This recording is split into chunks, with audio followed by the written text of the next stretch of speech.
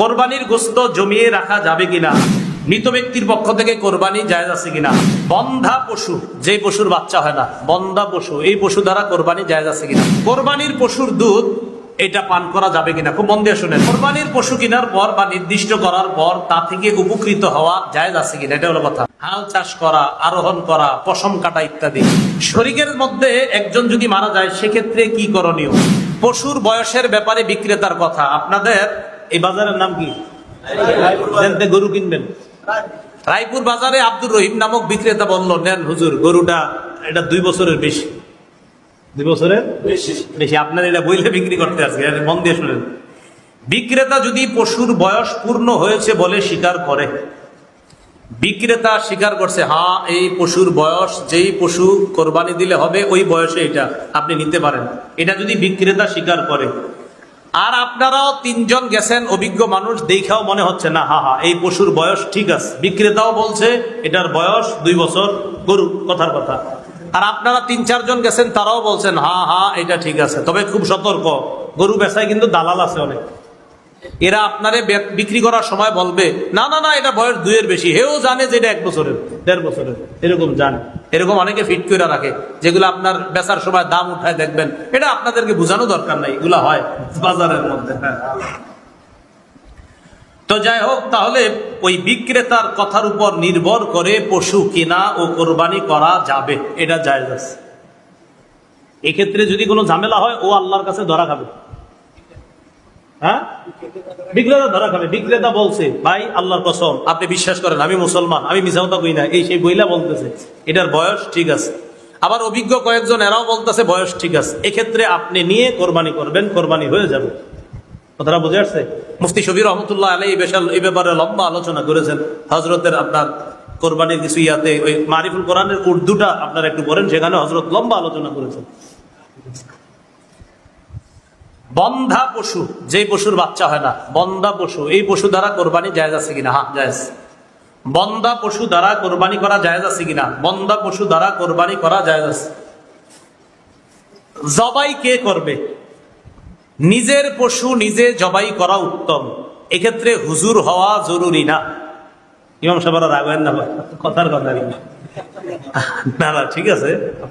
আবার এই ক্ষেত্রে শোনেন, ইমাম সাহেব যারা জবাই করবে তাদেরকে পারিশ্রমিক দিবেন, অবশ্যই দিবেন, হাতের কষ্ট, হাতের কামাই, এটাও দিবেন। হুজুরা খুশি দিবেন, এটা অবশ্যই, এটা অবশ্যই, এটা ভালো, এটা হাতের কামাই, হাতের কষ্ট, এই কষ্টের পারিশ্রমিক অবশ্যই আপনারা দিবেন। তো যাই হোক, যার পশু তিনি নিজে এটা জবাই করা উত্তম, নিজের পশুটা নিজে জবাই করা উত্তম, এটা ভালো। তো দোয়াটা পড়ে নিব আমরা, ইন্না সালাতি ওয়া নুসুকি ওয়া মাহইয়ায়া ওয়া মামাতি লিল্লাহি রাব্বিল আলামিন লা শারীকা লাহু ওয়া বিযালিকা উমিরতু আনা আউয়ালুল মুসলিমিন, হলো কোরআনের আয়াত, আনা মিনাল মুসলিমিন হলো দোয়া। হ্যাঁ, আউয়ালুল মুসলিমিন সূরা আনামের 162-63 নম্বর আয়াত, আর দোয়াটা হলো ওয়া আনা মিনাল মুসলিমিন। হ্যাঁ, আউয়ালুল মুসলিমিন হলো কোরআনের আয়াত, আর আনা মিনাল মুসলিমিনটা হলো নবীজির দোয়া। ঠিক আছে না? ঠিক আছে। জবাইয়ে একাধিক ব্যক্তি যদি শরীক হয়, খুব মন দিয়ে শুনবো, জবাই করার ক্ষেত্রে যদি একাধিক ব্যক্তি শরীক হয়, ওলামায়ে কেরাম যখন জবাই করতে যায়, পশুর গলার মধ্যে এবং না থাকেন চাকুটা, ছুরিটা রাখার পর পাশে যিনি কসাই বা কেউ থাকে, উনি কি করেন, হুজুর আপনি একটু ছোঁয়া দিয়ে যান, বাকিটা আমি দেখতেছি। আরে হয় কিনা?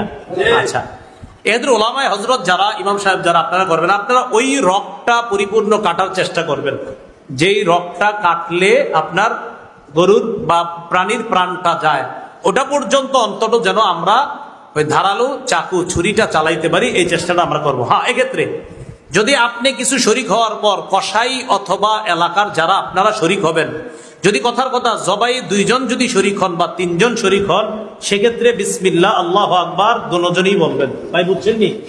আপনি 2 জন শরীক হইলেন, হুজুর আপনি ছোঁয়া লাগান, আমি আছি, হুজুরে ছোঁয়া লাগাইলে হুজুরে বিসমিল্লাহ আল্লাহু আকবার বলবে, আপনি ছোঁয়া লাগাবেন, আপনিও বিসমিল্লাহ আল্লাহু আকবার বলবেন। আরে বুঝছেন নি? হ্যাঁ, বিসমিল্লাহ আল্লাহু আকবার আপনিও বলবেন। হাদিসে আছে আপনার আনাস ইবনে মালিক থেকে বর্ণনা, রাসূলুল্লাহ সাল্লাল্লাহু আলাইহি ওয়াসাল্লাম আপনার বিকাবশাইনে আমলাহাইন, দহা বিকাবশাইনে আমলাহাইন, রাসূল সাল্লাল্লাহু আলাইহি ওয়াসাল্লাম 2টা প্রাণী জবাই করেছে, সাম্মা ওয়া কাব্বারা, রাসূল সাল্লাল্লাহু আলাইহি ওয়াসাল্লাম বিসমিল্লাহ আল্লাহু আকবার বলেছেন। তো যাই হোক, এক্ষেত্রে আমরা বিসমিল্লাহ, আল্লাহু আকবার, বিসমিল্লাহটা অবশ্যই বলবো, এই কথাটা আমরা মাথায় রাখবো। আরেকটা বিষয়, বলার সময় আমরা গ্রামগঞ্জের অনেক মানুষ এমন করি, যদিও এটা আপনারা না বুঝেই করেন। আব্দুর রহমান ভাই, আপনার গরু কিভাবে কোরবানি দিব বলেন।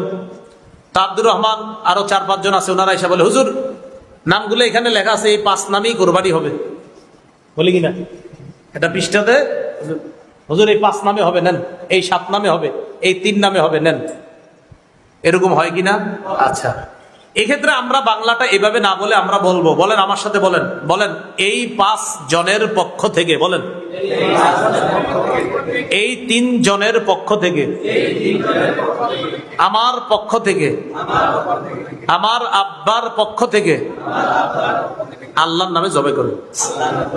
তাহলে 3 নামে এভাবে বলবো না, আমরা বলবো 3 জনের পক্ষ থেকে আল্লাহর নামে, 5 জনের পক্ষ থেকে আল্লাহর নামে, 3 জনের পক্ষ থেকে আল্লাহর নামে। এখন থেকে যদিও এটা মানুষ না বুঝেই করতো যে হুজুর আসলে তো উদ্দেশ্য এটাই, আল্লাহর নামে জবাই, কিন্তু ওই না বুঝা বইলা ফেলে আর কি, হুজুর 3 নামে 5 নামে, এবার বলবো আমরা বলবো 3 নামের পক্ষ থেকে আল্লাহর নামে, 5 নামের পক্ষ থেকে আল্লাহর নামে। কথাটা মনে থাকবে না ইনশাআল্লাহ? তাহলে বলেন তো কার নামে জবাই হবে? কার পক্ষ থেকে? বলেন আমাদের। কার নামে জবাই হবে আর কাদের পক্ষ থেকে? এবার সুন্দরভাবে বলি, বলেন কার নামে জবাই, কার পক্ষ থেকে? বলেন বান্দার পক্ষ থেকে। কার পক্ষ থেকে? কার নামে, কার পক্ষ থেকে? এবার মনে রাখবো, তো আর ঝামেলাগুলো হয় না আমাদের। কোরবানির পশু দিকে, পশু যেটা, এটা জবাই করার আগে উপকৃত হওয়া যাবে কিনা? আপনি কিনে আনছেন, এখন এটা হাল চাষ করতে নিয়ে গেলেন, কথার কথা এটা আনছেন, যেহেতু আনছি আমার ঘরে 5-6 দিন থাকবো, এটা 10-12 দিন বান্ধা রাখলাম, তো কালকে সকালে নিয়ে যাই, একটু হাল চাষ করি, দেখি না কেমন হয়, মন দিয়ে শুনি, দুধ ইত্যাদি আসবে, আসবে ইনশাল্লাহ, একটু সবুর করেন সবার। কোরবানির পশু কেনার পর বা নির্দিষ্ট করার পর তা থেকে উপকৃত হওয়া জায়েজ আছে কিনা, এটা হলো কথা। না, জায়েজ নেই। বলেন পশু কেনার পর তা থেকে উপকৃত হওয়া কি নাই? জায়েজ নাই। হাল চাষ করা, আরোহণ করা, পশম কাটা ইত্যাদি, আপনি এটার উপর একটু বইলেন, বইয়া দেখলেন, আমার একটা ছবি তোলা ফেসবুকে দাও, এইগুলো করবেন না, ঠিক আছে না? ইনশাল্লাহ এগুলো আমরা করবো না। আর কোরবানির দিন তো মাশাআল্লাহ জবাই কইরা ওই গায়ে রক্ত ফেসবুকে দিয়ে দেয়, মানে আমি বুঝি না এটার ফায়দা কি, এইটা করেন কেন? আপনি কার জন্য জবাই করছেন? ওরা দেখাইলেন সবাই যে আমি আল্লাহর জন্য জবাই করছি। যদি সত্যি আল্লাহর জন্য কইরা দেয় থাকে, এটা আপনি ভালো জানেন। ফেসবুকে যারা এটা দেন, কয়জনে এই নিয়তে দেন, দেখো আল্লাহরে খুশি করলাম, ছুরিটা এমনি রয়ে রাখছেন আর রক্ত একটু লেগে রয়েছে দিন, এগুলা করেন না। আসলে এগুলা বাড়াবাড়ি হয়ে যায় আমাদের, আসলে সত্যি বাড়াবাড়ি হয়। কি দরকার আছে বলেন? বাড়াবাড়ি গুলা আমাদের না করে, আল্লাহ হেফাজত করেন।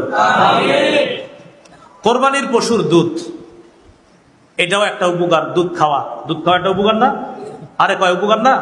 হ্যাঁ, দুধ এমন খাদ্য, যেই খাদ্য মানুষের খাদ্যের চাহিদাও পূরণ করে, পানির চাহিদাও পূরণ করে। পৃথিবীর একমাত্র খাদ্য, যেই খাদ্য মানুষের খাদ্যের চাহিদা পূরণ করে, পানির চাহিদা পূরণ করে। সবচেয়ে বড় প্রমাণ, আমরা সবাই নাবালেগ অবস্থায় শুধু দুধ পান করছি।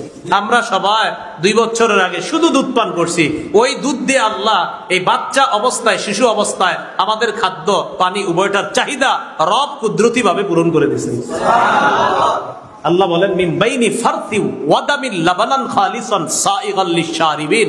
শোনো, এই দুধ আমি কোত্থেকে বের করি জানো? কয় 2 নাপাকের মাঝখান থেকে। একটা হলো গোবর, আরেকটা হলো রক্ত। কয় মানুষ একটু ভাবো, আমি গোবর নামক নাপাক আর রক্ত নামক নাপাক, এই 2 নাপাকের মাঝখান থেকে। গরু ঘাস খায়, এই ঘাস দিয়া গরুর রক্ত হয়, এই ঘাস দিয়া গরুর গোবর হয়। এই রক্ত আর গোবর 2 নাপাকির মাঝখানে আমি আল্লাহ ওই খাদ্য দিয়েই তোমাদের জন্য পৃথিবীর শ্রেষ্ঠ পবিত্র দুধ তৈরি করি। দুধে গোবর আর রক্ত আসেনি? আরে দুধে আসে গোবর রক্ত। আল্লাহ কয় আমার কুদরত বুঝো এবার। রক্ত পাক না নাপাক? গোবর পাক না নাপাক? আল্লাহ কয় 2 নাপাকের মাঝখান থেকে পৃথিবীর সবচেয়ে শ্রেষ্ঠ পবিত্র খাদ্য আমি বের করি। আল্লাহর কুদরত আর কেমনি দেখবেন? দুধ, কোরবানির পশুর দুধ, এটা পান করা যাবে কিনা খুব মন দিয়ে শুনেন। কোরবানির পশুর দুধ পান করা যাবে না। বলেন কোরবানির পশুর দুধ পান করা যাবে না। এখন কথা হলো, জবাইয়ের সময় কাছায় গেছে, আগামীকাল কোরবানি। একদিন পরে কোরবানি, 2 দিন পরে জবাইয়ের সময় কাছায় গেছে, এক্ষেত্রে যদি পশুর দুধ দহন না করি, পশুটা